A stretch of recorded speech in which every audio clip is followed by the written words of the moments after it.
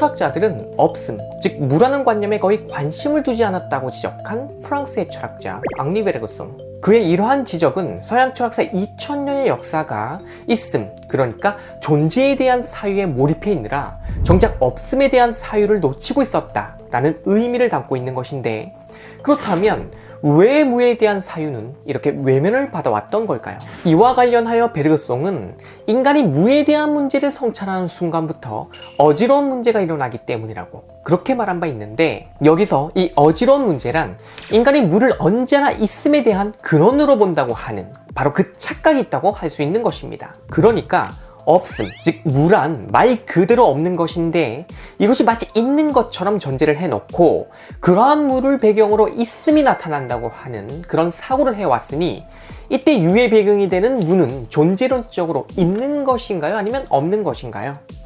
예를 들어서 아무것도 없는 무대를 배경으로 배우가 등장한다고 한번 생각을 해봅시다. 이때 저 빈 공간은 배우의 등장, 즉 있음의 배경이 되지만 사실 저때의 저 배경은 아무것도 없는 무가 아니라 사실은 특정 공간의 형식으로 존재하는 유인 것이죠.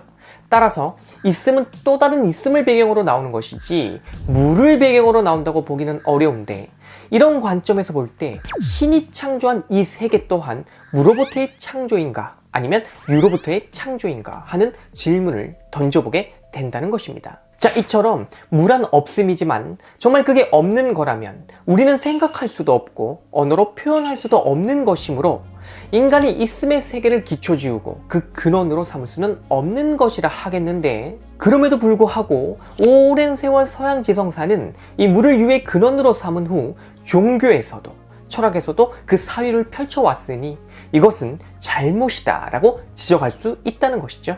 그리고 베르그송의 이러한 지적과 별도로 이미 우리 채널에서는 무에 대한 사유가 철학 사이에 아주 중요한 것임을 알려드리기 위하여 이미 이렇게 기초적인 소개 강의를 해드린 적이 있었는데요. 이번 강의에서는 바로 이 무에 대해 20세기 최고의 형이사학자 중 한 명으로 꼽히는 프랑스의 앙리 베르그송이 자신의 주저 창조적 진화 제4장에서 분석한 내용 중 일부를 입문자도 쉽게 이해할 수 있도록 그렇게 설명을 해드리고자 하니까요, 재밌게 시청하면서 여러분의 지적 수준을 높여보시기 바랍니다.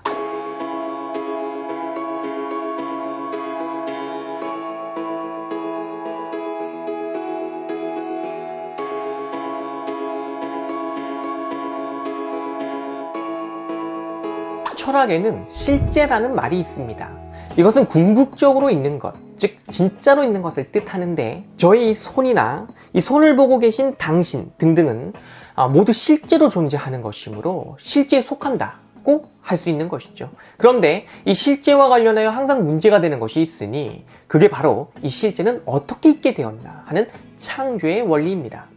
예전부터 있었고 지금도 있으며 앞으로도 계속 끝없이 있으면 우리는 이를 영원이라고 하죠. 그리고 이 영원의 존재는 그 근원으로 무를 가질 필요가 없어요. 왜냐하면 원래부터 있었고 또 늘 있는 거니까.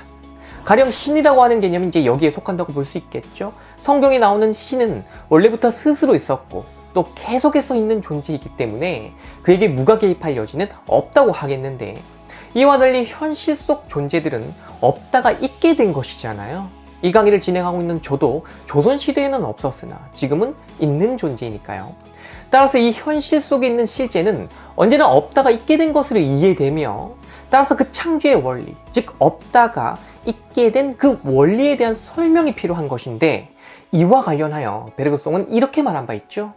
존재는 나에게 무에 대한 정복으로 보인다. 즉 없음을 정복한 상태가 있음인 것처럼 보인다는 얘기인데, 이러한 있음이란 마치 카페트 위에 사물이 펼쳐져 있는 것처럼 무 위에 실제가 펼쳐져 있는 것으로 파악되는 것이며, 더 중요한 것은 무가 먼저 있고 존재가 그 무에 더해진 것으로 보인다는 점입니다. 이게 무슨 얘기냐 하면, 존재보다 무가 앞서 있으면서, 그러니까 먼저 있으면서 바로 그 무에 기댄 채 또는 그 무라고 하는 카페트 위로 실제가 출현하며 존재하고 있다는 것. 이것은 마치 텅 빈 캔버스가 먼저 있어야 그 위로 충만함을 수놓을 수 있는 것처럼 존재는 그보다 앞서 있는 무로부터 존재하며 그것에 겹쳐져 있다는 것을 뜻한다고 볼 수 있죠. 하지만 이렇게 존재하는 것을 실제라고 하기에는 뭔가 불완전합니다. 왜냐하면 실제와 겹쳐져 있는 그 배경이 바로 무인데 이 무는 본시 없는 것이며 따라서 없기 때문에 우리가 알 수 없고 논할 수도 없는 것이니까요. 그런데 이러한 무를 배경으로 유가 나오고 또 그런 유는 무에 겹쳐져 있는 것처럼 보이니 이런 유를 궁극적인 실제라고 보기에는 문제가 있다는 겁니다. 유에 무가 섞여 있다 좀 이상하지 않습니까? 있음이 없음에 기대고 있는 이런 방식이니까요. 그래서 베르그송은 서양 철학이 바로 이러한 난해한 문제를 회피하기 위하여 실제를 논리학적 존재로 간주하려고 하는 그런 경향을 오랜 세월 보여왔다고 주장했습니다. 예를 들어 칠판에 분필로 그린 원, 이것은 현실 속에 나타난 것인데 이것을 무를 정복하면서 나온 유와 같은 것으로 이렇게 볼 수 있는 것이죠. 따라서 이 원의 존재 배경이 무라고 하는 그런 모순된 문제가 발생을 이런 경우에는 한다는 겁니다. 그런데 이에 비해 원의 논리적 본질은 어떨까요? 여기서 말하는 원의 논리적 본질이란 특정 법칙에 따라 원을 그릴 수 있게 해주는 그 가능성, 즉 원에 대한 논리적 정의입니다. 따라서 이 본질은 특정 장소나 날짜를 따로 가질 필요가 없고 오로지 저 본질에 따라 언제 어디서나 원을 나타낼 수 있게 한다는 것. 그러므로 원이 실제할 수 있게 하는 그 가능성으로서의 이 논리적 본질은 시간과 공간의 제약 없이 늘 존재하므로 이런 존재야말로 무의 문제에서 완전히 벗어나 있는 완성도 높은, 아니 완전한 존재 그 자체라고 이해해 왔다는 거죠. 누가요? 바로 플라톤을 비롯한 서양의 수많은 철학자들이. 그러므로 현대 철학으로 진입하기 이전까지의 서양 철학, 특히 플라톤의 전통을 따랐던 서양의 주류 철학적 전통, 이 속에는 스피노자도 있고 라이프니츠도 있죠. 이러한 철학적 전통은 무에 대한 철학적 연구를 회피하면서 있음을 위한 철학만 펼쳐왔다. 그렇게 볼 수가 있는 것인데 이런 과정에서 논리적 존재가 현실 속 존재보다 더 완성도가 있다고 보는 이러한 비현실적 사고를 펼치게 되었다는 얘기이니까 이런 이유로 서양 철학은 현실을 불완전하게 보는 잘못된 시각을 가지게 되었다. 이렇게 볼 수 있다는 것이니 이런 문제를 바로잡기 위해서 베르그송은 무를 분석하여 그 신비를 밝혀야 한다고 주장했던 것이죠.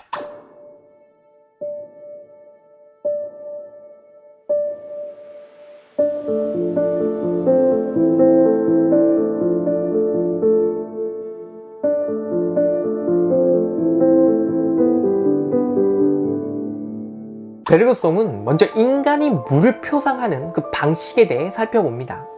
자, 그런데 여기서 표상이라는 이제 전문 용어 하나 나왔죠. 따라서 이것이 무엇인지에 대해 여러분은 간단하게라도 알고 있어야 하는 겁니다. 본시 이것은 재현의 의미를 가지는데, 그러니까 이 테이블 위에 있는 사과를 내 마음에 재현하는 것, 이런 게 표상입니다. 따라서 존재하는 모든 것은 그것을 경험한 인간이 심상해서, 즉 심미적으로 표상할 수 있다는 것인데, 도대체 무라고 하는 것은 없는 것인데도 불구하고 아무것도 없는 거잖아요. 말 그대로 이제 없는 거죠.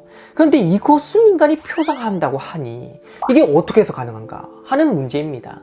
자, 그러므로 이와 관련하여 베르그송은 앞서 말씀드렸듯이 인간이 현실 속에서 무를 표상하고 있는 그 과정을 한번 살펴본다는 얘기인데, 먼저 상상에 대한 논의를 하고 있고 이와 관련하여 그 다음으로 관념화에 대한 논의를 펼치죠. 따라서 저도 여기에 대한 이런 내용을 좀 소개를 해드릴 텐데 아무래도 요약이 필요하니까요. 이 점 참고하면서 계속해서 봐주시기 바랍니다. 일단 무라고 하는 것은 없음이므로 우리가 무를 상상할 때는 제거라는 방식을 사용하게 됩니다. 내 앞에 있는 유리잔을 제거하는 것, 그러면 무가 되는 것이죠. 따라서 이런 방식으로 인간은 무를 상상할 수가 있는데, 그런데 이를 상상하는 존재는 여전히 있는 것이죠. 그러니까 그 상상하는 주체는 있다는 얘기입니다. 내가 있어야 상상도 할 수 있는 거니까. 그러므로 이지혜부터는 의식적으로 나를 제거하여, 그 주체를 제거하여 무가 되고자 하는 바로 그런 상상을 해야 제대로 된 무를 상상할 수가 있게 된다고 볼 수가 있겠는데, 이런 이유로 주변의 소리가 들려오고 또 주변의 사물들이 시각적으로 포착되고 있는 현재의 이 나를 없앨 필요가 있다는 것입니다. 그래야 이제 무를 체험해 볼 수 있다는 거죠. 물론 현실에서 진짜로 없앤다는 얘기가 아니라 의식적으로, 즉 관념 속에서 없애본다는 그런 얘기니까요. 그러니까 죽어보자는 얘기는 아니니까 오해는 없기를 바라겠습니다. 어쨌든 자아를 의식적으로 소멸시켜봐야 하므로 먼저 눈을 감고 귀를 막고 하면서 외적 대상에 대한 나의 지각을 멈추는 방식을 사용할 수가 있는데, 이렇게 하여 외부에 대한 감각작용이 거의 멈추게 되면 비로소 나는 이제 무가 되는 것이다, 이렇게 볼 수도 있겠습니다. 하지만 이렇게 무가 되는 과정을 주도하면서 지켜보고 있는 자가 있죠. 누굴까요? 네, 바로 자기 자신입니다. 내가 나의 의식을 약화시키면서 서서히 내 의식이 약화되고 있구나라고 느끼는 바로 그 나. 또 그 의식이 다시 강화되지 않도록 무척이나 신경을 쓰면서 그 상태를 유지하고자 애를 쓰고 있는 나. 즉, 내가 외부적 지각을 소멸시키기 위해서 애쓰고 있는 것인데, 그러한 나의 작동 원리는 나의 내부 의식에 의해서 일어나고 있다는 것. 그리고 이번에는 이러한 나의 내면의 의식을 약화시켜서 무가 되도록 할 수도 있겠는데, 이때도 마찬가지로 나의 내면의 의식이 약화되도록 집중하는 그런 존재가 또 있어야 하는 것이죠. 바로 자기 자신이 그것입니다. 자아는 자아의 내면에 대한 의식을 약화시키기 위해 그것에 몰두하면서 그런 나의 상태를 지켜보게 되는 것이죠. 그러므로 외부적 지각을 없애기 위해서는 내면의 의식이 있어야 하고, 내면의 의식을 삭제하기 위해서는 이를 수행할 나의 의식이 다시 필요해진다는 이 역설.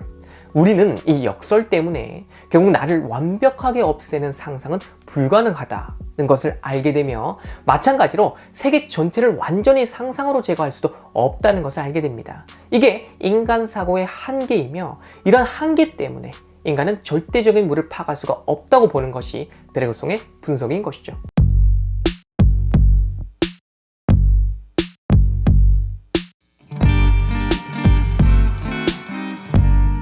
자, 이처럼 상상이 불가능한 무. 그럼에도 불구하고 우리가 얻는 무의 이미지는 도대체 무엇일까요?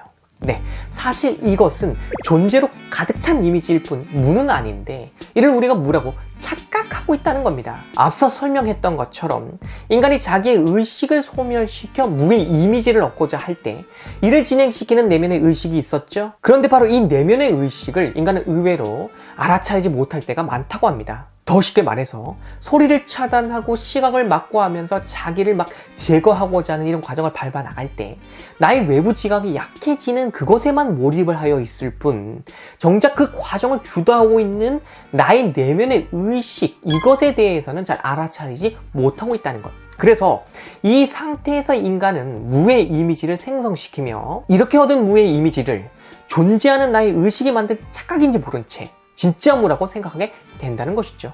자, 그렇다면 이러한 인간은 결국 무를 상상할 수 없고 존재를 무처럼 착각하여 얻은 그 이미지만 상상할 수 있다 하는 그런 얘기가 되는데, 그럼에도 불구하고 인간은 절대적인 무에 대해 관념적 형태로 정립하여 그렇게 알 수 있는 게 아닌가 하는 문제를 제기해 볼 수가 있습니다. 왜냐하면 상상할 수는 없어도 이해할 수는 있는 그런 사례가 있기 때문이죠. 바로 데카르트가 말했던 청각형이 그것입니다. 우선 삼각형을 한번 떠올려 보세요. 금방 떠오를 겁니다. 그럼 이번에는 오각형을 한번 떠올려 보시죠. 예, 여전히 쉽게 떠오르죠? 하지만 1000개의 각을 가진 도형, 즉 청각형은 어떤가요? 금방 떠올릴 수 있습니까?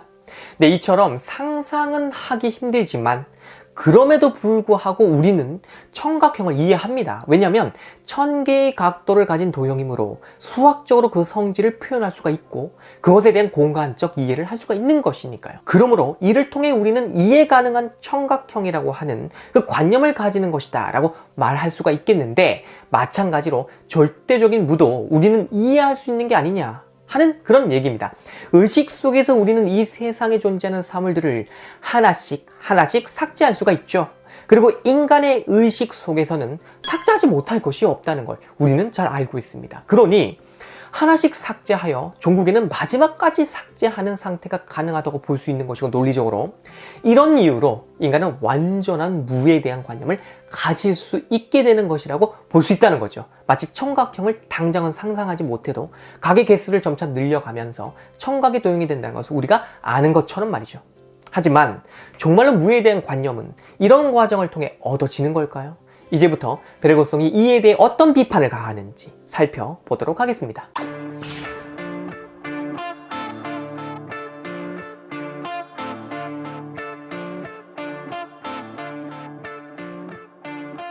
자, 앞서 우리는 관념상에 존재하는 사물들을 하나씩 없애가는 그 과정을 통해 절대무라고 하는 관념을 얻을 수 있는 게 아니냐 하는 그런 내용을 만났었는데요. 여기서 중요한 것은 바로 저 없앤다라고 하는 그것입니다. 정말 우리가 어떤 사물을 관념상에서 없앤다고 해서 무를 얻을 수 있는 걸까요? 가령 컵 하나를 없앤다고 한다면 컵은 당장에 나의 관념상에서 삭제시킬 수 있겠지만 컵이 있던 그 자리는 그대로 남아있는 것입니다. 그 자리는 존재하는 것이지 무가 아니죠. 그리고 컵을 삭제했다는 것도 완전한 무로 만든 게 아니라 있는 것의 없음, 즉 부재를 뜻하는 것 뿐입니다. 교수님이 연구실에 안 계신다고 해서 우리가 교수님이 절대적인 무가 되었다 이렇게 표현하지 않잖아요. 부재 상태에 계신다 이렇게 말하죠. 이처럼 인간에게 무는 있었던 것을 기억하면서 무라고 하지 아무런 기억도 없이 무라고 말하지는 않는다고 하는 그런 특징이 있는 것입니다. 쉽게 말해서 사랑했던 그녀와 내가 헤어진 후에 그녀에 대한 나의 기억 때문에 우리가 연인 사이였다는 이 사실이 이제는 없어졌다고 파악하는 것이지 애초에 아무런 사이도 아니었다면 그것에 대한 기억도 있을 수 없으므로 연인 사이가 사라졌다 또는 무가 되었다 뭐 이렇게 말할 수는 없다는 겁니다. 그런 의식을 가질 수가 없다는 거죠. 이처럼 나의 의식이 지워버린 그 대상은 절대적인 무가 아니라 그저 부재 상태가 된 것에 불과하며 이렇게 없어진 그 부재한 상태의 그 대상은 기억이나 기대와 같은 심리 상태로 옮겨가서 자리를 바꿔가지고 그렇게 있는 것에 불과하다. 왜? 기대하면 또 그것에 대해서 떠올릴 수 있고 기대 심리에 의해서 떠올릴 수 있고 다시 나타나죠. 그 다음에 또 어떻습니까? 기억을 통해 가지고 있었던 거 아니야 하면서 또 나타나게 만들 수 있으니까요. 자리 바꿈밖에 안 된다는 거죠. 그러니 인간에게 무란 삭제를 통해 얻어지는 것이 아니며 삭제한 그 관념 속 대상은 이를 통해 다른 심리 상태로 보내는 것에 불과하다 이렇게 볼 수 있으니 이런 이유로 삭제 또는 제거의 과정을 통해 절대적인 무를 알게 된다고 하는 그런 관념은 인간이 가질 수 있는 게 아니다 라고 볼 수 있다는 겁니다. 무슨 말인지 이해하셨죠?